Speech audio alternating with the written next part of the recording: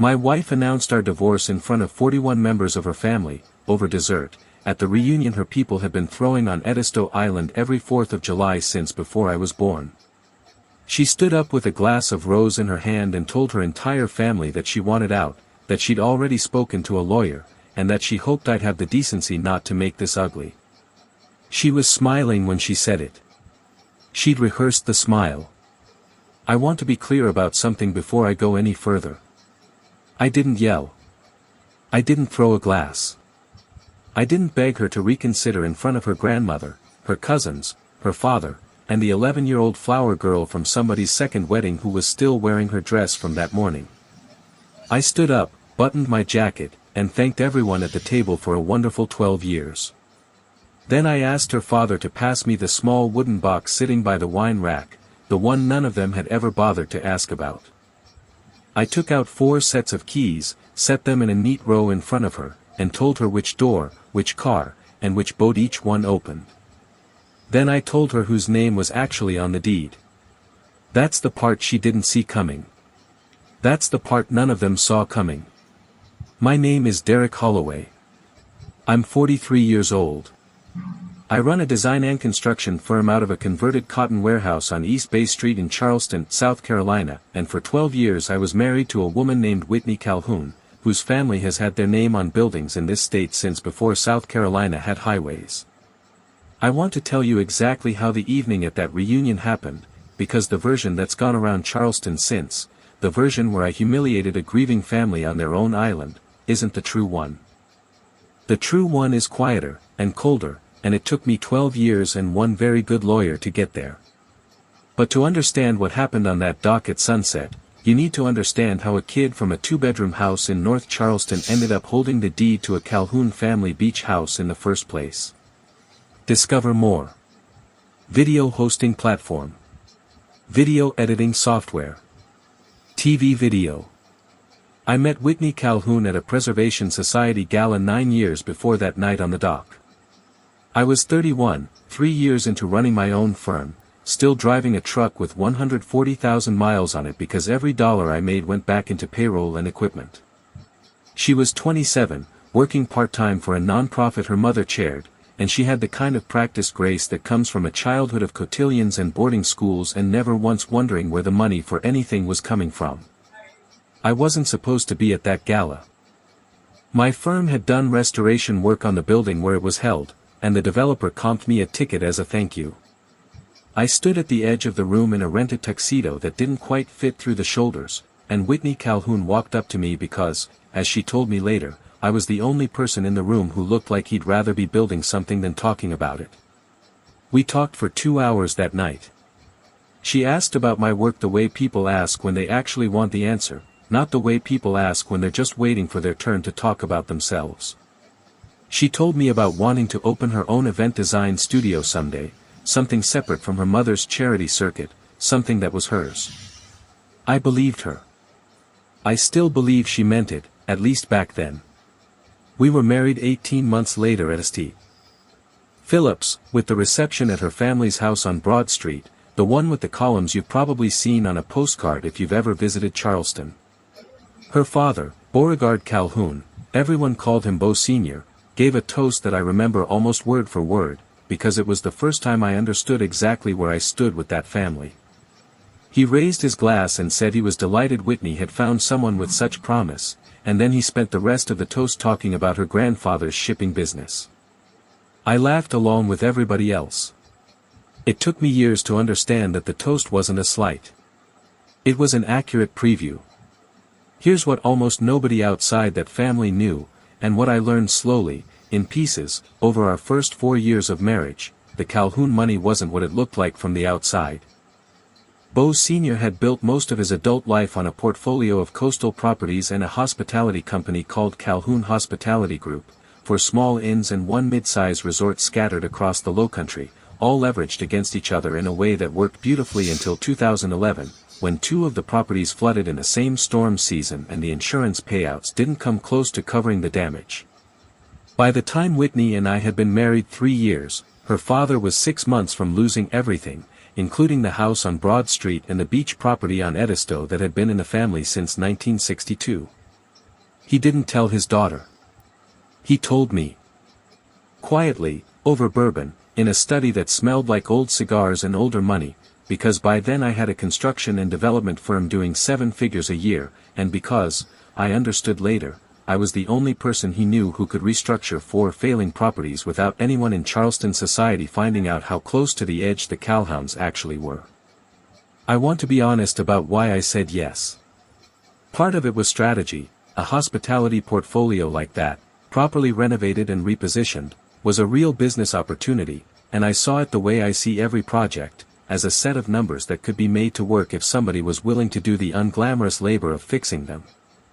But part of it, the bigger part if I'm being truthful, was that I wanted Bo Senior Calhoun to respect me. I wanted to walk into that house on Broad Street and not feel like the help. I told myself that saving his company would earn me that. It didn't. But it did something more useful. It made me the majority owner. The deal was structured the way these things are structured when a family is desperate and a person with capital is patient. I invested $6.2 million of my own money into Calhoun Hospitality Group in exchange for 60 ownership, restructured the debt across all 5 properties, and took a personal mortgage position on the Edisto Beach house as additional collateral, since it was the one asset that wasn't already leveraged to the ceiling. Bo Sr. signed everything in a single afternoon in his lawyer's office on Meeting Street. I don't think he read past the signature line. I think he was too relieved to. Whitney never knew the exact structure of the deal. She knew her husband had helped Daddy with some financing, the way people who've never had to worry about money describe things that actually mattered enormously. She didn't know that the beach house where her family had gathered every summer of her life, the one with the wraparound porch and the dock where her grandfather had taught her to fish, was legally collateral held by a trust in my company's name. She didn't ask, and for a long time, I didn't correct her. The renovation took 2 years. I put my own crews on it personally, on top of the businesses my firm was already running. Calhoun Hospitality Group went from bleeding money to profitable within 18 months. By our 6th wedding anniversary, the portfolio was valued at just over $34 million, up from the roughly $9 million in liabilities we'd started with.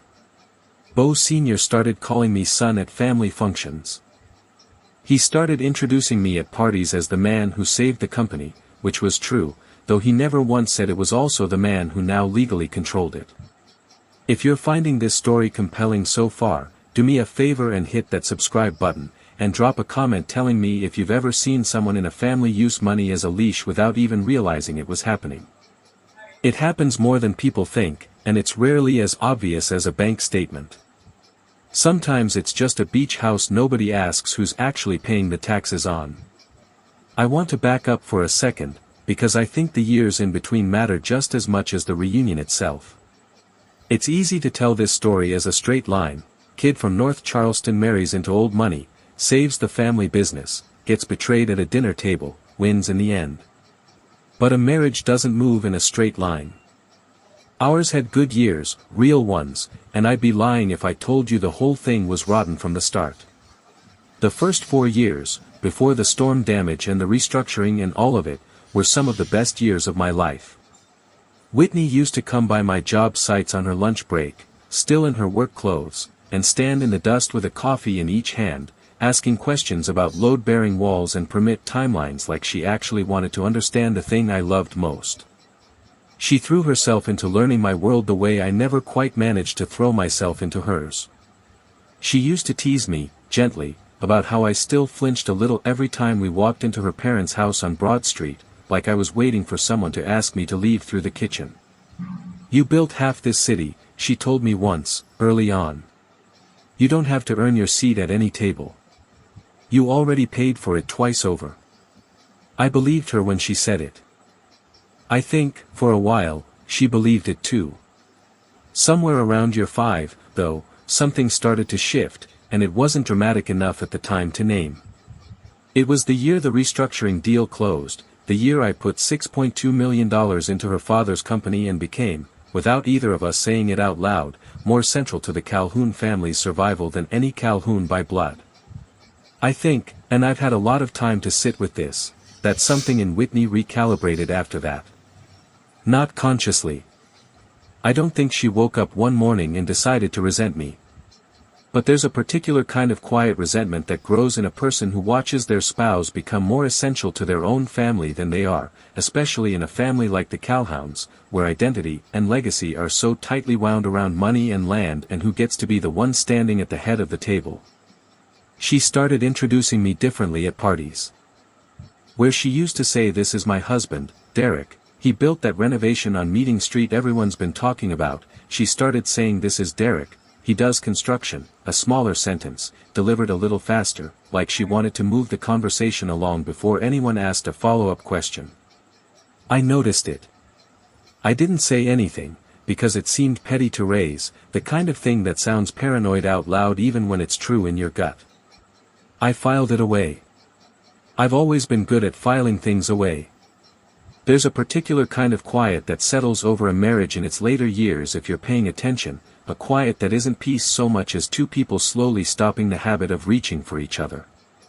Whitney and I had that quiet for at least 3 years before the reunion, maybe longer. We still functioned. We still went to dinner parties and holiday gatherings and made the appropriate jokes at the appropriate moments. But somewhere in there, we'd stopped being each other's first call.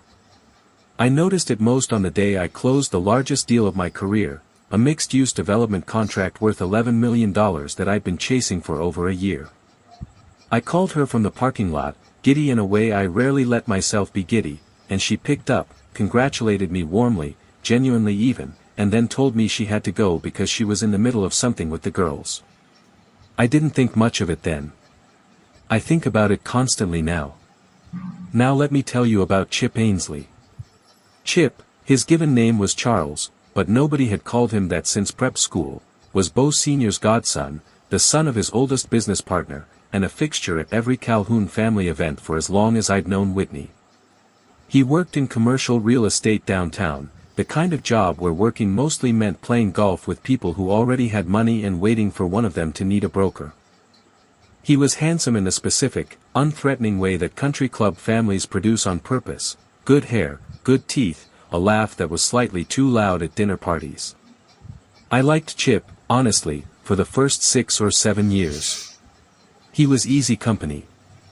He knew how to keep a conversation moving at a table full of people who'd rather talk about regattas than anything real. I never thought about him twice. I started thinking about him about 10 months before the reunion, and it wasn't dramatic. It was small things, the way these things always start with small things. Whitney had started going to girls' weekends at the Edisto house that didn't line up with any actual holiday or occasion. She'd come back tanner than a weekend of rain would explain. Her phone, which used to sit face up on the kitchen counter while she cooked, started living in her back pocket, screen down, even when she was just doing dishes. She stopped asking about my work the way she used to. She'd been the kind of partner who wanted to hear about a difficult client or a permitting fight, and then one spring she just quietly stopped asking, the way you stop watching a show you've lost the thread of. And there was a specific moment, about 4 months before the reunion, that I didn't understand until much later. We were at a dinner party at her parents' house, and Bo Sr. made an offhand joke about how Chip's practically part of the family at this point, and Whitney laughed a half-second too fast, the kind of laugh that comes out before you've actually decided to laugh, the kind that tells you a person's body reacted to something before their mind caught up to hiding it. I didn't confront her. I've built a career on knowing the difference between a hunch and a fact, and I wasn't going to blow up a 12-year marriage over a laugh at a dinner party. So I did what I do with every piece of unclear information in my business. I gathered more of it, quietly, without tipping my hand, until the picture was complete enough to act on. It took me 4 months, and I want to walk through a little more of how that unfolded, because I think it matters for understanding just how deliberately I moved once I decided to move at all. The first real thread came almost by accident. Every vehicle in my firm's fleet, including the SUV I'd bought Whitney 3 years earlier as a birthday gift, still ran a location app I'd installed back when gas theft from job trucks had been a real problem for us. I'd forgotten it was on her car entirely. It wasn't something I checked, it wasn't something I thought about, until one night in early spring when I was troubleshooting the app for an unrelated fleet issue and noticed her vehicle's location history sitting there, plain as anything, going back 6 months. I want to be honest about the moment I actually opened that history. I sat at my desk in my office on East Bay Street at nearly 11 at night, the building empty except for the hum of the window units, and I scrolled through 6 months of a life I thought I already understood. Tuesdays and Thursdays, a pattern that repeated itself with unsettling consistency, a coffee shop on Broad Street in the mid-morning, and then, twice a month or so, a 2-hour gap in the early evening where the car sat parked outside a boutique hotel in Beaufort, an hour and change from Charleston, the kind of place people go when they specifically don't want to be seen by anyone who knows them. I didn't confront her that night. I closed the laptop, and I sat in the dark for a long time, and then I did the thing I've done in every difficult negotiation of my career. I asked myself what I actually needed to know before I could act with any confidence, rather than react out of a feeling that might not even be accurate yet.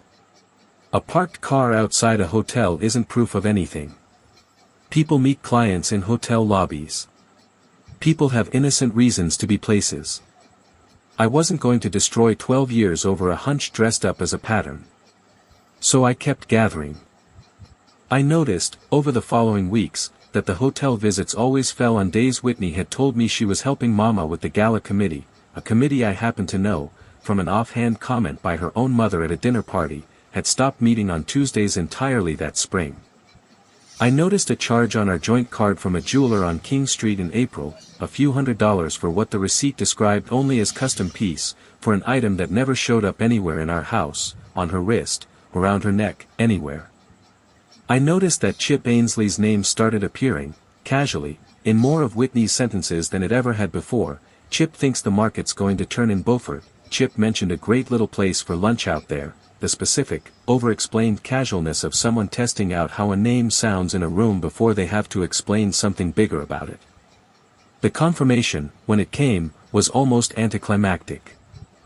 In late May, at a joint dinner with the Ainsleys and 2 other couples, I watched Whitney reach for her wine glass at the exact moment Chip reached for the bread basket, and their hands brushed, and neither of them looked at the collision the way 2 people who aren't used to touching accidentally look at an accidental touch.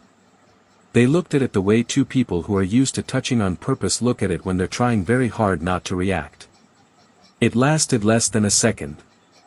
I've spent 20 years reading rooms for a living, watching for the half-second tells that tell you whether a buyer is bluffing or whether a contractor is about to walk off a job. That half-second told me everything the location app had only suggested. I didn't say a word. Not to her. Not to my brother.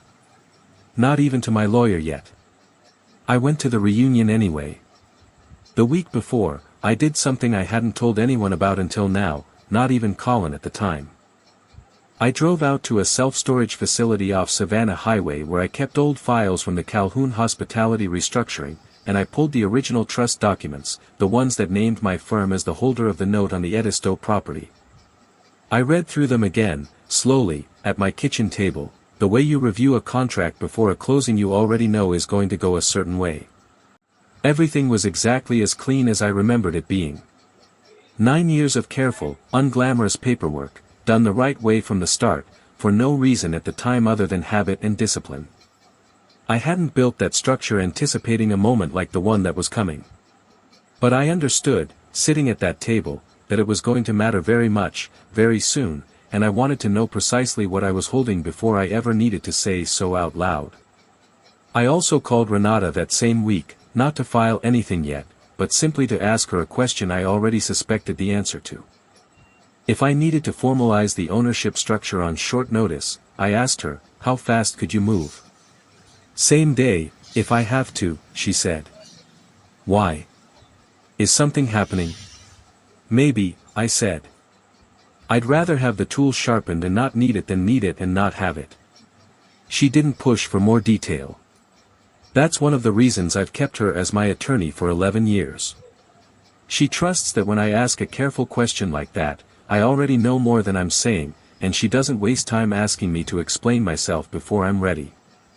I packed a single overnight bag for what was supposed to be a 3-day trip, the same bag I'd packed for that reunion every year for a decade, and I put the small wooden box of keys in the bottom of it, underneath a folded change of clothes, not because I had a plan yet for exactly how the weekend would unfold, but because some old instinct in me, the same instinct that reads a room before a room knows it's being read, told me I might need them close at hand before the weekend was over.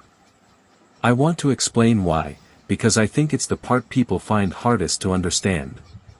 I went because I already knew, by then, that I wasn't going to fight to save the marriage. You don't stay in a house you already know is on fire, you just decide how you're going to walk out of it. But I hadn't yet decided how. And in my experience, the answer to how almost always reveals itself if you're patient enough to wait for the other person to move first. So I waited. I RSVP'd. I packed a bag for a long weekend on Edisto Island like nothing was wrong, and I let Whitney believe, for one more week, that she still had the advantage of information. What I didn't know, what I couldn't have known, was that Whitney had decided the reunion was the moment she was going to end things herself. That she'd decided, somewhere in the last few weeks, that the safest way to leave a marriage to a man who'd built half her family's fortune was to do it in front of 41 witnesses, in the one place where she assumed I would never make a scene, surrounded by people who'd remind me, without needing to say it out loud, exactly how replaceable I was in that family's story. She thought she was choosing the ground. She just didn't know the ground already had my name on the deed. The Calhoun family reunion happens every year the same way. 3 days on Edisto, beginning the Thursday before the 4th and ending the Sunday after, with roughly 40 family members rotating through the main house and 2 guest cottages, boat rides in the morning, oysters in the afternoon, and a formal dinner on the porch every night with more silver flatware than the occasion strictly requires. It's the kind of gathering where everyone has a role they've played so many times it stopped being a performance and started being who they actually are. My role, for 12 years, had been Whitney's husband, the builder. Reliable. Useful. Present but never quite central. I'd made peace with that role a long time ago, the same way you make peace with a chair that's slightly the wrong height, you notice it, and then you stop noticing it, until one day you stand up and your back reminds you it was never actually comfortable. The first 2 days of that reunion were, on the surface, unremarkable, and I want to describe them briefly because the ordinariness of them is part of what made the Saturday dinner land the way it did. Thursday evening was low-key, just family trickling in, a casual dinner of shrimp boil out on the lawn. I helped Bo Sr.'s brother-in-law fix a stuck outboard motor on one of the family boats, the kind of small useful task I'd performed at that house 100 times before, and nobody at that dock that evening had any idea what was coming 2 nights later. Whitney was pleasant to me that whole evening, more pleasant than she'd been in months, actually, which I understand now was probably guilt dressed up as kindness, the specific gentleness of someone who already knows they're about to do something and is trying to be nice to you on the way there.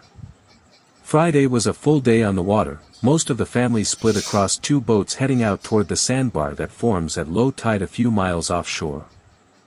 I noticed, watching from the second boat, that Whitney and Chip ended up standing near each other at the rail for most of the ride out, not touching, careful about it, but angled toward each other in the specific way 2 people angle themselves when they've spent months practicing looking casual around each other in public. Nobody else seemed to notice. Families see what they expect to see, and nobody at that reunion expected anything other than family. Friday night, at the smaller dinner on the porch, Bo Sr. mentioned, almost in passing, that he wanted to say a few words at Saturday's big dinner about the coming year for Calhoun hospitality, a line I filed away without much thought at the time, since he said some version of that most years. I had no idea, sitting there with a glass of sweet tea, that his few words were going to be immediately preceded by his daughter's 4 sentences ending our marriage. The dinner where it happened was the Saturday night dinner, the big one, the one where Bo Sr. always gave a toast about family and legacy that had grown a little longer and a little more sentimental every year since his heart attack in 2019. 41 people at 3 long tables set up on the porch and lawn, string lights strung between the live oaks, a caterer Whitney's mother had used for a decade, and Chip Ainsley seated 4 chairs down from Whitney, laughing at something with his usual half-second too loud timing. I sat where I always sat, at the far end near Bo Sr., and I ate my shrimp and grits, and I made small talk with a second cousin about a dock permit, and I waited, because by then waiting was the only skill this marriage had left for me to practice. Whitney stood up right after her father's toast, while the applause for him was still settling. She had her wine glass in her hand and that rehearsed smile on her face, and she tapped a fork against the glass the way you do when you're about to announce an engagement or a pregnancy, not the end of a marriage. "I want to say something," she said, while everyone's together. Bo Sr. smiled, expecting a tribute to him, maybe. Whitney's mother, Caroline, put her hand over her heart the way she does before every sentimental toast. Chip Ainsley did not look up from his plate, which I noticed even then, and which told me more than anything else at that table. "Derek and I have decided to separate," Whitney said. "I've spoken to a lawyer. I think it's the healthiest thing for both of us, and I hope, out of respect for this family and everything we've built together over the years, that we can handle this like adults and not make it ugly." There was a silence at that table that I've thought about many times since, a silence that had layers to it. Some of it was genuine shock. Her mother's hand went to her mouth. Some of it, from Bo Sr., was something closer to alarm, the specific alarm of a man doing fast math about what a divorce might mean for a business he'd stopped thinking of as separate from his family a long time ago. And somewhere in that silence, from Whitney, was something I recognized instantly, because I've seen it across boardroom tables my whole career. It was the look of someone who has just made a move she believes is unanswerable, and is waiting to enjoy the moment when the other side realizes it. She wanted me to beg. I want to say that plainly, because it's the truest thing I can tell you about that entire evening. She had chosen that table, that audience, that exact sentence, because she believed that a man who had built his identity around being useful to the Calhoun family would not risk humiliating himself in front of 41 of them. She believed I would ask her to reconsider, quietly, later that night, in private, and that she would have the leverage of having said it in public first, so that anything I said afterward would look like begging. She had miscalculated exactly one thing. She had never once, in 12 years, bothered to find out whose name was actually on the papers for the house she was standing in. I set my napkin down. I stood up slowly, the way you stand up when you want a room's attention without demanding it, and I looked around the table at people I had known for over a decade, Whitney's grandmother, who I'd driven to chemo appointments the year her own children were too busy, her cousin Margaret's kids, who called me Uncle Derek, Bo Sr., whose company I had personally kept out of bankruptcy court. "I want to thank everyone here," I said, "for 12 wonderful years. I mean that. Truly. If you're new here and you want to see how this ends, subscribe now, because what happened in the next 4 minutes is the part everyone who was actually on that porch still talks about." Whitney's smile faltered, just slightly, the way a smile does when it was built for a different reaction than the one it's getting. "Derek," she said, "you don't have to make a speech." "I'm almost done," I said. I turned to Bo Sr. "Bo, would you mind passing me that box by the wine rack? The wooden one." He looked confused, but he passed it, because 12 years of habit meant he still did what I asked at that table without thinking about it. I opened it in front of everyone. Inside were 4 sets of keys, each on its own labeled ring, keys I had put in that box myself the week before, because I'd known, with the same certainty I bring to every project, that I would need them ready. I set them on the table, one at a time, in front of Whitney. "This one," I said, "is the beach house. This one's the boat. This one's the guest cottage where your cousins are staying tonight. And this one is your car."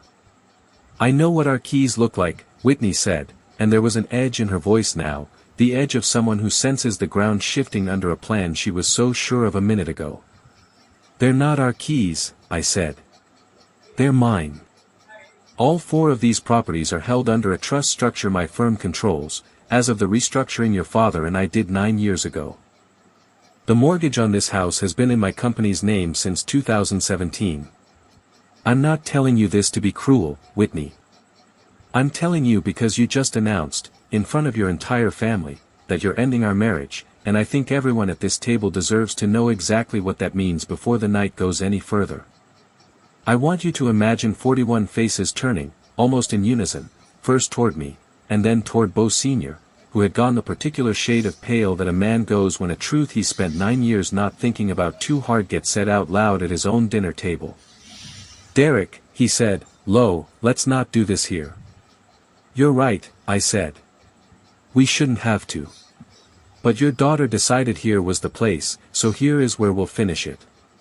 Whitney was staring at me the way you stare at someone you suddenly realize you never actually knew. You own the house, she said. It wasn't a question so much as the sound of a sentence rearranging itself in her head in real time. I hold the paper on the house, I said. Same as I hold 60% of Calhoun Hospitality Group, which has been true since the year I put $6.2 million of my own money into keeping this family's business out of bankruptcy court. I never brought that up at a dinner in 9 years, Whitney. Not once.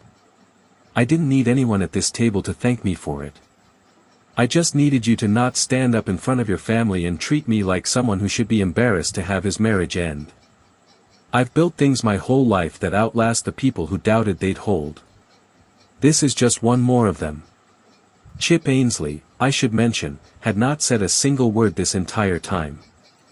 He'd gone very still, very focused on his wine glass, in the way of a man doing calculations about how many people at that table now understood exactly what those hotel room nights in Beaufort might actually cost him socially, and possibly professionally, given how many of the people in his real estate deals were sitting at those same 3 tables. You don't get to just take everything because you're angry, Whitney said, her voice rising now, the composure cracking at the edges. I'm not taking anything, I said.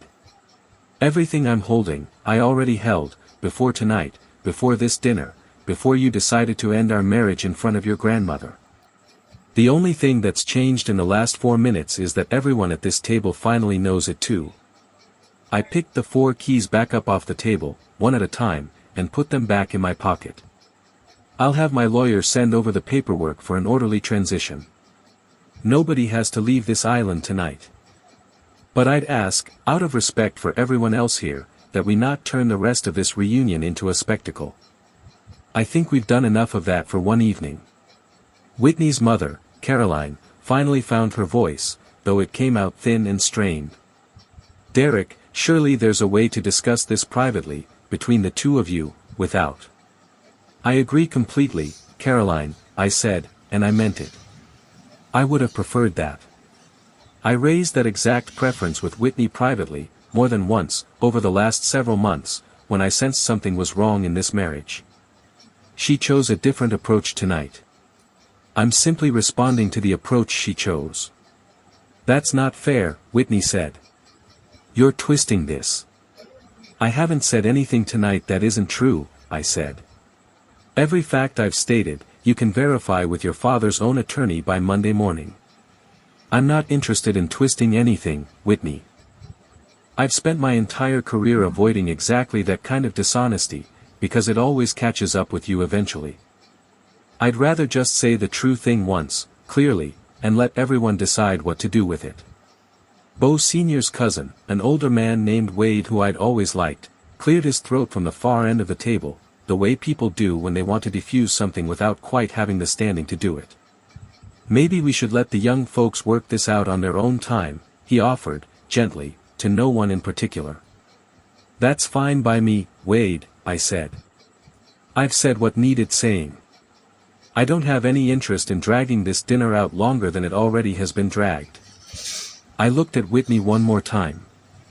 I want to be clear about something, in front of everyone here, because I think it matters. I'm not angry that you want a divorce. People fall out of love. People grow into different lives. I understand that better than you might think. What I can't respect is standing up in front of your family and implying that I'm the one who should be embarrassed here tonight, when you're the one who's been seeing Chip for the better part of a year. I didn't raise my voice saying it. I said it the way you'd read a line item off an invoice.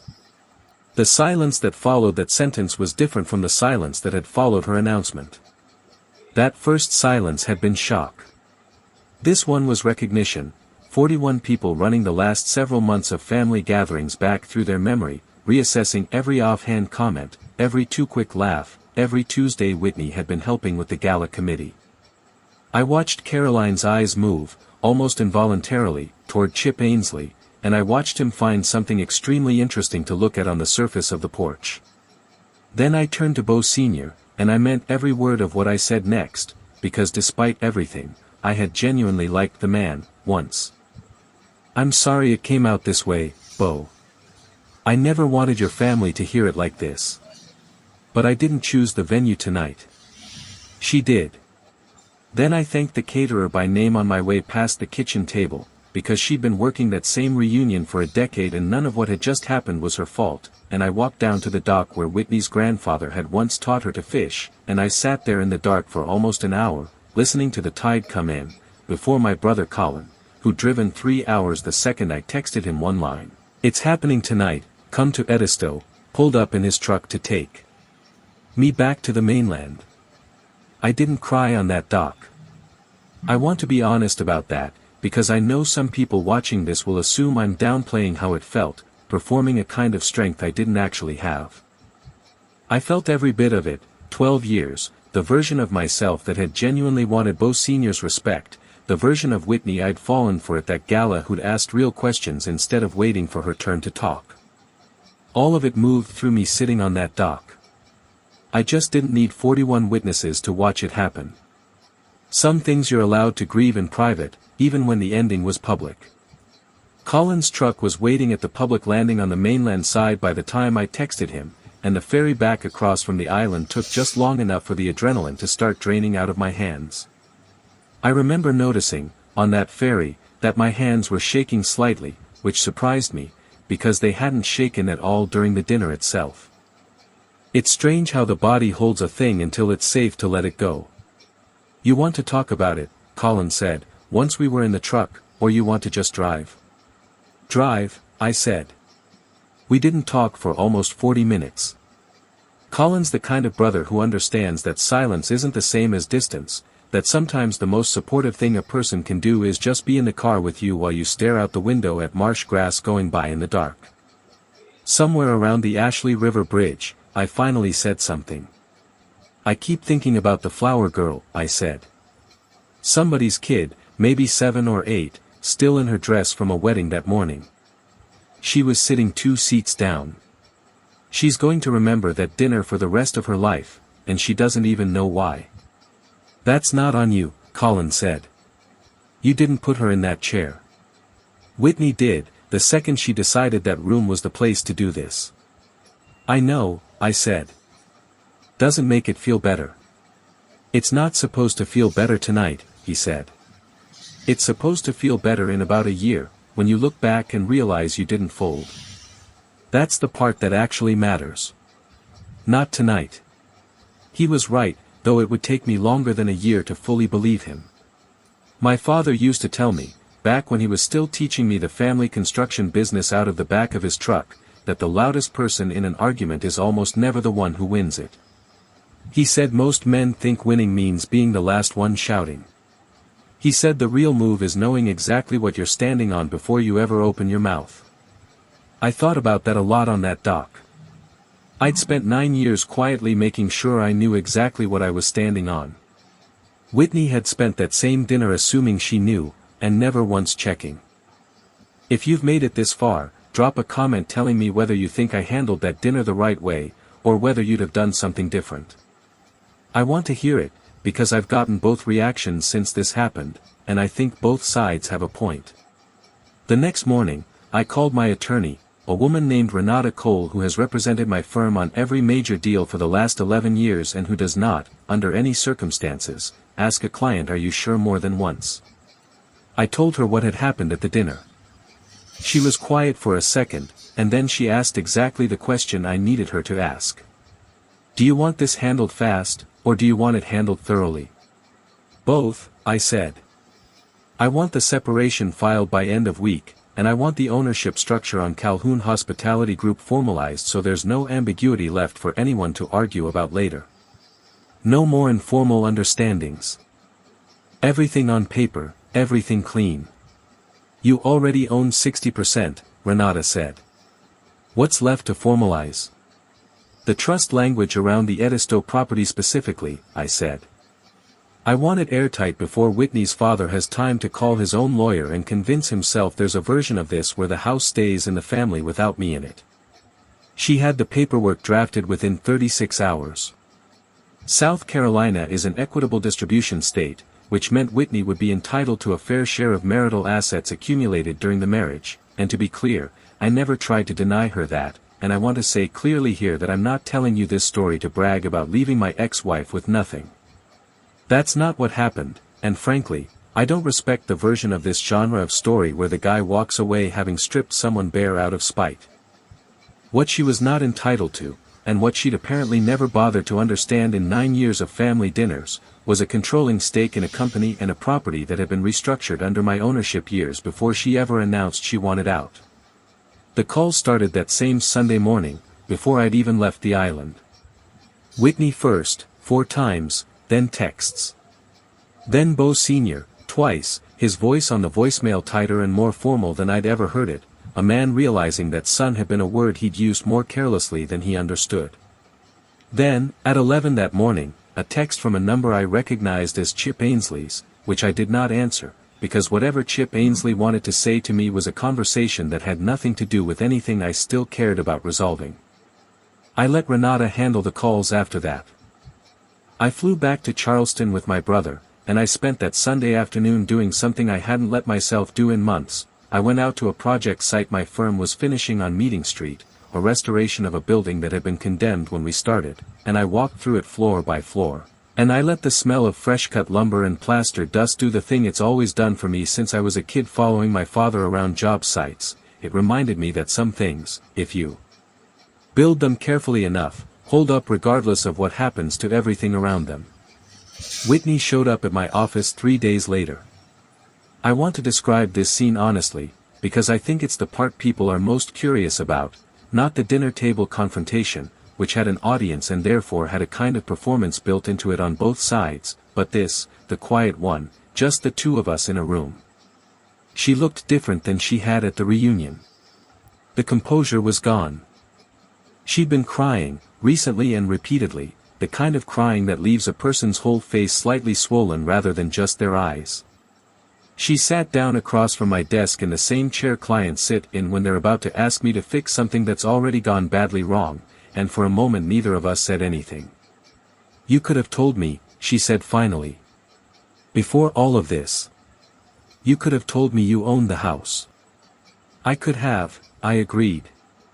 "I didn't see the value in it, as long as we were still married and things were fine. It never occurred to me I'd need to remind you what belonged to whom. I thought that was the whole point of marrying someone, that you stopped keeping score.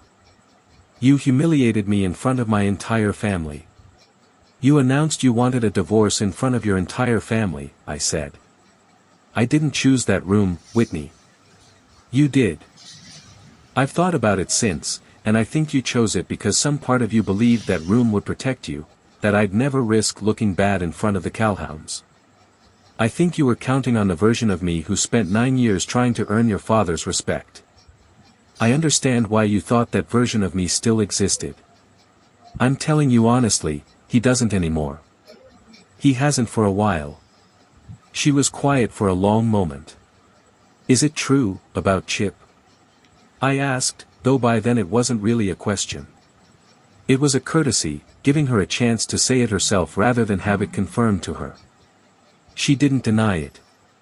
"It's been going on for about 10 months, she said, and her voice had the practiced, rehearsed cadence of someone who'd already decided how she was going to explain this if it ever had to be explained. "I didn't plan it. I know everyone says that." "I know," I said. "I've heard that line used before, in different rooms, by different people. It doesn't really matter whether it's true. What matters is what happens next." "What happens next?" she repeated. "Not really a question. The divorce goes through the way divorces go through," I said. "You'll be treated fairly under the law, and I'll make sure of that personally, because I don't need to punish you to feel like this is resolved. But you won't be taking a controlling interest in a business you never worked a day for, and you won't be keeping a house whose mortgage you didn't know existed until 3 nights ago. That's not cruelty, Whitney. That's just what was true the whole time. You just never asked." She was quiet for a while after that, looking at her hands the way people do when they're deciding whether to say something they might regret. Then she looked up. "Is there any version of this where we try again?" Where I end it with Chip, and we go to counseling, and we actually fix this instead of just ending it? I'd thought about that question before she ever asked it, in the days between the reunion and that afternoon, and I want to be honest that I didn't dismiss it out of pride or spite. I actually sat with it. But the answer had settled in me somewhere on that dock in the dark, before Colin ever arrived to drive me home, and it hadn't moved since. No, I said, gently but without hesitation. Not because I can't forgive an affair, people rebuild marriages after worse than this, and I don't judge anyone who chooses that path. It's because of what happened at the dinner, Whitney, not just what happened in Beaufort. You didn't come to me privately and tell me you'd made a mistake and wanted to fix it. You stood up in front of your entire family and ended it on your terms, in the venue you thought would protect you, expecting me to fold quietly so you could walk away looking like the reasonable one. That's not a marriage I could rebuild trust in, even if the affair had never happened. That tells me something about how you see conflict between us, and I don't think 6 months of counseling changes that particular instinct. That's not fair, she said, though there was less fight in it than there had been at the reunion. Maybe not, I said. But it's true, and I think somewhere in you, you already know it. I don't think you're a bad person, Whitney. I think you're someone who got scared of ending a marriage the hard way, and found a way to make it feel like it was happening to you instead of because of a decision you made. I understand the instinct. I just can't build a life around it. She left my office a little after 5 that evening, and I remember watching her walk to her car, the car, incidentally, whose title I still held, though I told Renata the next day to simply transfer it to Whitney outright, because there are some fights not worth having even when you're legally entitled to have them. I wasn't interested in stripping a person down to nothing. I was interested in making sure nobody in that family ever again assumed my patience was the same thing as my ignorance. Not everyone in that family went quiet on me. Whitney's cousin Margaret, whose kids had called me Uncle Derek for years, texted me 2 days after the reunion, a message I still have saved. I don't know everything that happened, she wrote, but I know you drove me to 3 chemo appointments the year everyone else was too busy, and I know which version of you I trust. Call if you need anything. I called her back that same night, not because I needed anything in particular, but because it mattered to hear that at least one person in that family had watched the whole thing unfold and come away with an accurate read on who had actually been telling the truth. Wade, the older cousin who tried to defuse things at the table, sent a shorter message a few days later, handled that better than most men would have. Don't let anybody in this family tell you different. I appreciated it more than I let on in my reply. The following 6 weeks were, honestly, some of the strangest of my life, not because anything dramatic happened, but because of how quiet everything became. Bo Sr. called me twice, trying to find some version of a conversation where the business relationship and the family relationship could be untangled without either of us losing face. I told him the truth, the 60% stake stayed with me regardless of the divorce, because it had never been a marital asset. I'd structured it, deliberately, as belonging to my firm rather than to me personally, years before any of this happened, for exactly the kind of reason nobody in that family had ever imagined they'd need protection from. He didn't like hearing it. But he also, to his credit, didn't fight it, because he understood, probably better than his daughter did, exactly what kind of hole his family would have been in 9 years earlier without that money. The second of those 2 calls turned into an actual meeting, at his request, at his office downtown rather than his house, which I think was deliberate on his part, neutral ground, a place where we could talk business rather than family. He looked older than he had at the reunion, or maybe he just looked like a man who'd spent several weeks recalculating who he actually was in relation to the people around him. I want to ask you something plainly, he said, once we both sat down. Did you take that stake, all those years ago, already planning for a day like the one on the dock? No, I said, and it was the truth. I took that stake because your company was 6 months from bankruptcy and you asked me for help, and because I thought, foolishly maybe, that helping you would make me feel like I belonged in this family. I structured it the way I structure every deal, protecting my own position, because that's simply how I've operated for 20 years regardless of who I'm dealing with. I didn't build a trap, Bo. I built a normal, defensible business deal. It just happened to still be standing years later, when everything else fell apart. He was quiet for a moment, turning a pen over in his hands. Whitney thinks you planned this. The whole thing. That you were just waiting. I know she thinks that, I said. It's easier to believe I orchestrated something than to believe she simply never asked a basic question about her own family's finances for 9 years. I understand why that version is more comfortable for her. It isn't true, but I understand it. For what it's worth, Bo Sr. said, and this came out slower, like it cost him something to say, I don't think you planned it either. I think I just never gave you enough credit, all these years, for how much of this family you were actually holding up. I told myself the money side and the family side were separate things. I don't think they ever were. It was as close to an apology as the man was built to give, and I took it for what it was. We spent the rest of that meeting talking through the buyback of the Edisto house and the future structure of Calhoun Hospitality Group like the businessmen we'd always, underneath everything else, actually been to each other. My father came to see the new place I was renting on the peninsula, a smaller house than the one I'd shared with Whitney but one that was entirely, unambiguously mine, no trust structures, no in-laws, no ambiguity. He stood on the small back porch, looking out at nothing in particular, the way he does when he's about to say something he's been thinking about for a while. You did the smart thing at that dinner, he said. Some men would have stood up and screamed. You just told the truth and let the room do the rest of the work. I didn't feel smart, I said. I felt like something had ended that I'd spent 12 years building. That's not the same as it being the wrong move, he said. The right move and the painless move are two different things. You picked right. Painless was never on the table. My brother Colin, who runs a marine construction company out of Mount Pleasant and who has never in his life minced a word for anyone's comfort, put it more bluntly a few weeks later, over beers on his back porch. She thought she was divorcing a husband, he said. She forgot she was divorcing the guy who saved her father's company. Some mistakes you only get to make once. If this story is resonating with you, go ahead and hit that subscribe button now, because the part that comes next, what happened when I ran into Whitney 7 months later, is honestly the part one think about the most. The divorce was finalized 4 months after the reunion.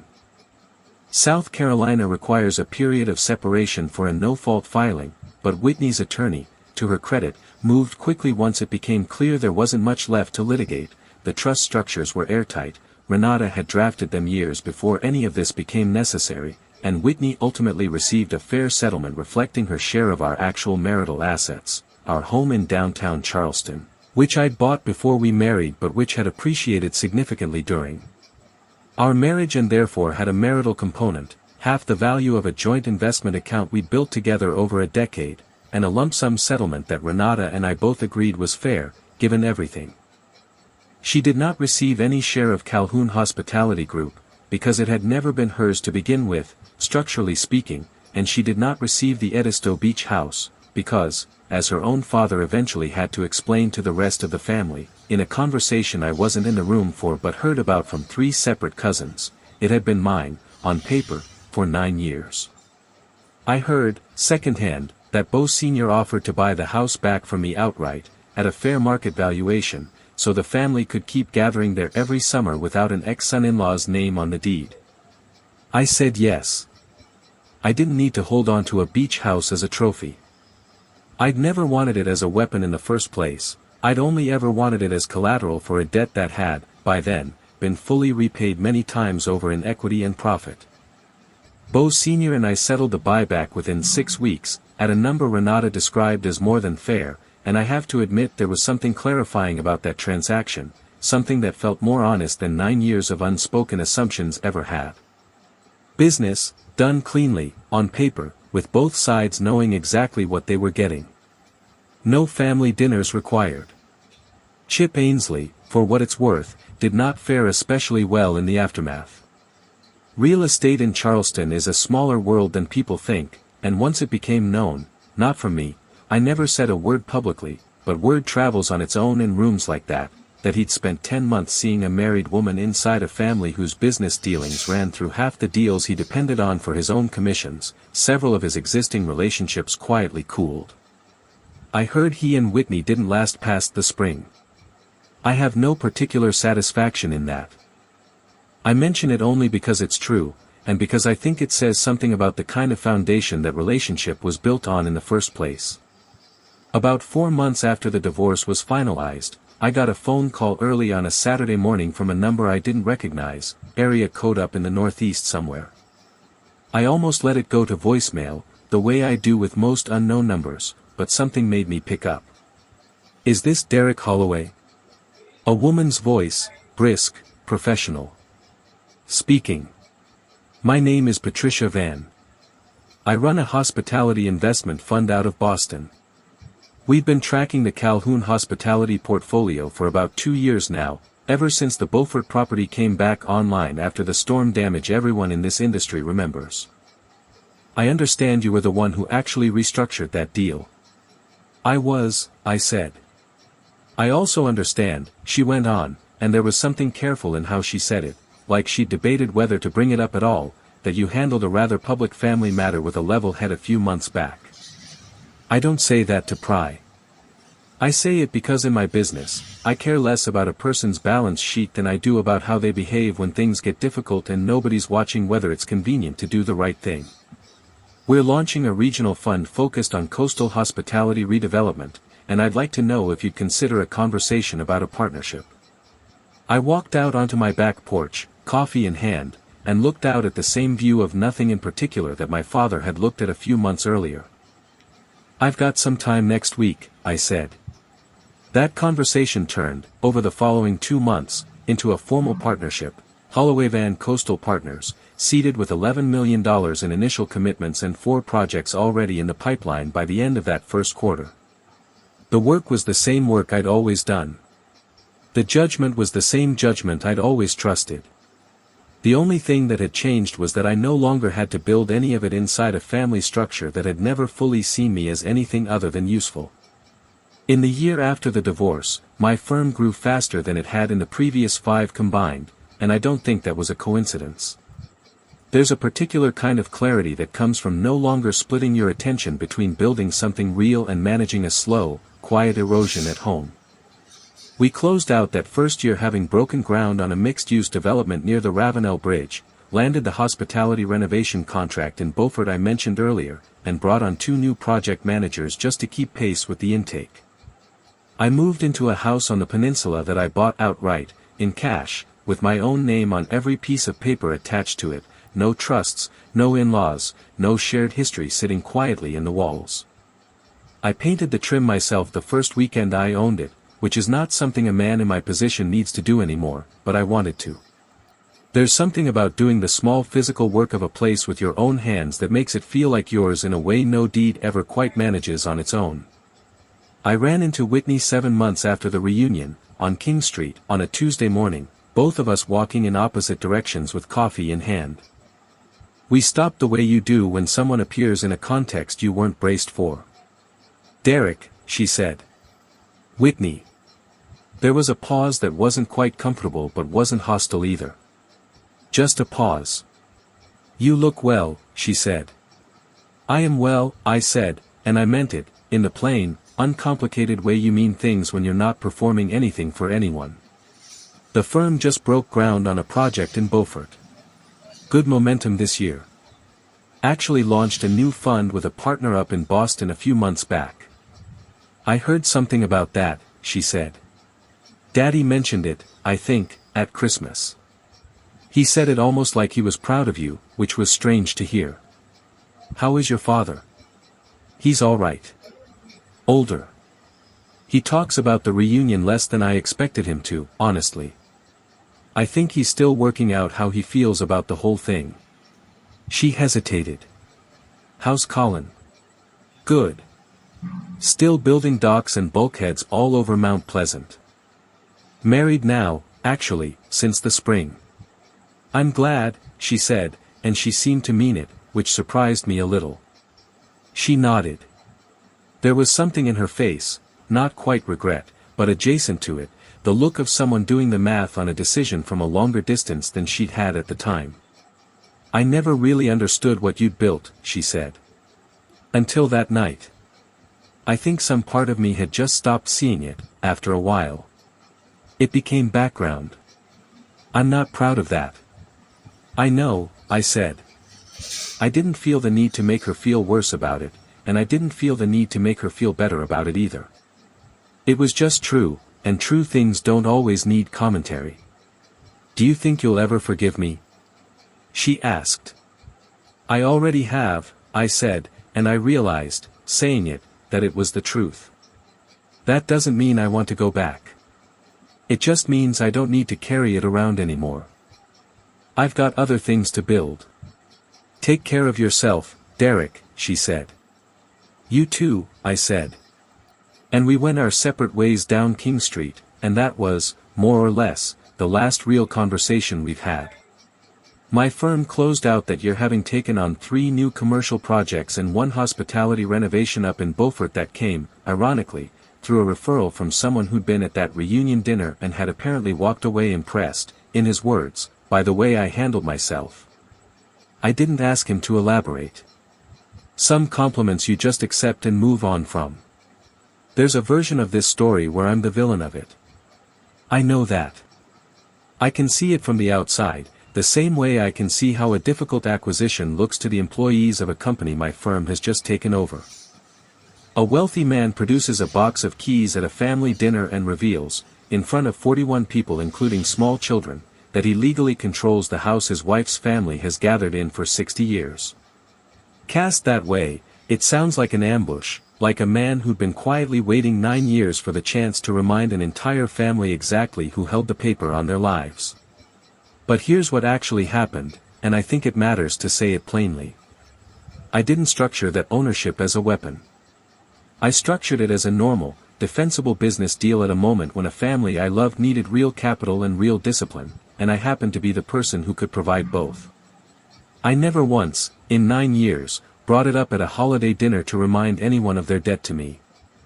I never used it to win an argument with Whitney, never used it to make her father defer to me, never mentioned it to a single soul outside my own attorney's office. It sat there quietly, the way any well-structured investment sits quietly, doing its job without needing anyone's gratitude. The only reason it ever came up at all is that Whitney chose, deliberately, to end our marriage in the one room where she believed the family name would protect her and my own history of restraint would keep me silent. I didn't choose that room. I didn't choose that audience. I simply answered, honestly, in the room she'd selected, the way I'd answer any accurate question in any negotiation. If that answer embarrassed her in front of her family, the embarrassment belongs to the choice she made in selecting that stage, not to the truth I offered once she'd raised the curtain on it herself. I want to say something plainly, because I think it's the part of this story that matters most, more than the keys on the table or the trust paperwork or any of the details that make for a good hook at the start of a video. What happened on that dock, after everyone else had gone back inside, wasn't really about winning. I didn't walk away from that dinner feeling like I'd beaten anyone. I walked away understanding something my father had been trying to teach me since I was a kid, learning to read blueprints in the cab of his truck, that the people who try to humiliate you in public are almost always betting that you've built your sense of yourself on their approval. The moment you realize you haven't, the moment you realize your worth was never actually theirs to grant or take away, the whole plan falls apart, because there's nothing left for the humiliation to land on. Whitney thought that dinner table was the most powerful room she could put me in. She thought 41 witnesses and her family's name and a lifetime of watching me try to earn her father's respect would be enough to make me fold. What she didn't understand, what I'm not sure she understands even now, is that I had already stopped needing anyone at that table to think well of me a long time before she stood up with that wine glass in her hand.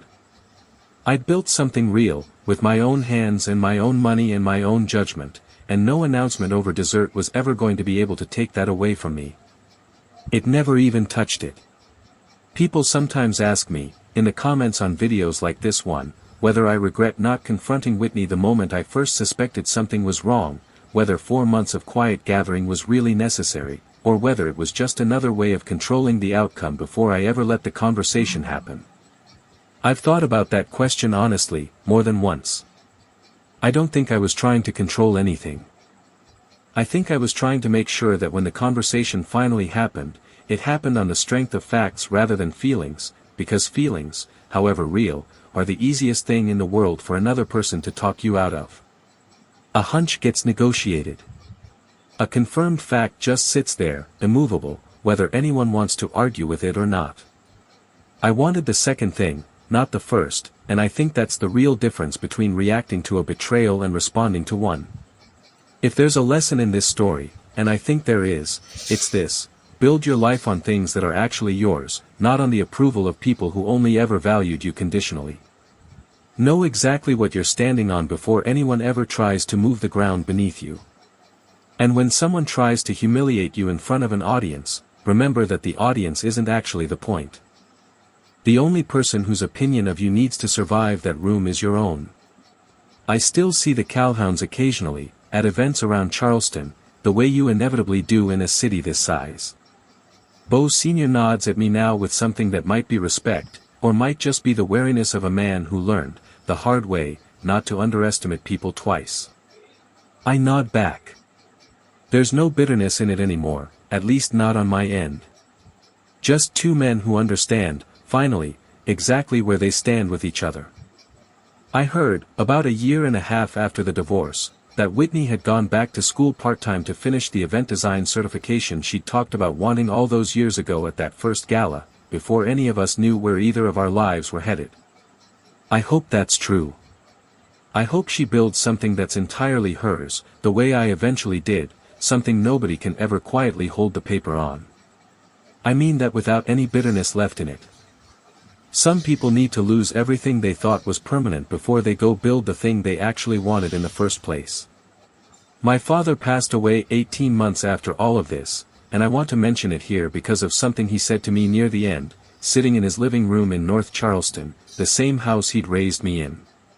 He'd grown quieter in his last year, the way people do, and he wasn't a man who reached for sentiment easily. But one evening, watching a rerun of some old ballgame with the sound down low, he said, out of nowhere, "You know what I'm proudest of? Not the company. Not the money. The night on that dock. You didn't come home and tell me you'd made her pay. You came home and told me you told the truth and let it stand on its own. That's the whole trick, son. Most people never learn it." I think about that more than almost anything else from those years. 12 years of marriage, a company worth tens of millions of dollars, a family name that used to intimidate me every time I walked up those front steps on Broad Street, and the thing my own father was proudest of was that I didn't need any of it to know who I was by the time it mattered. I don't carry anger about the Calhouns anymore, and I mean that honestly, not as a tidy bow to put on a video. Whitney and I built something real for a while, even if it ended the way it did. Bo Sr.'s company survived because two people were willing to do the unglamorous work of fixing it, and I got to be one of those two people, which is its own kind of satisfaction regardless of how the marriage turned out. Even Chip Ainsley, wherever he's ended up, was just a man who made a bad decision the way plenty of people do when they think no one's paying close enough attention to notice. None of it needs to be a grudge.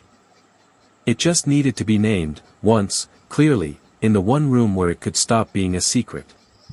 That's the whole story. If it resonated with you, let me know in the comments, tell me if you think I handled that dinner the right way, or if you'd have done something different in my position.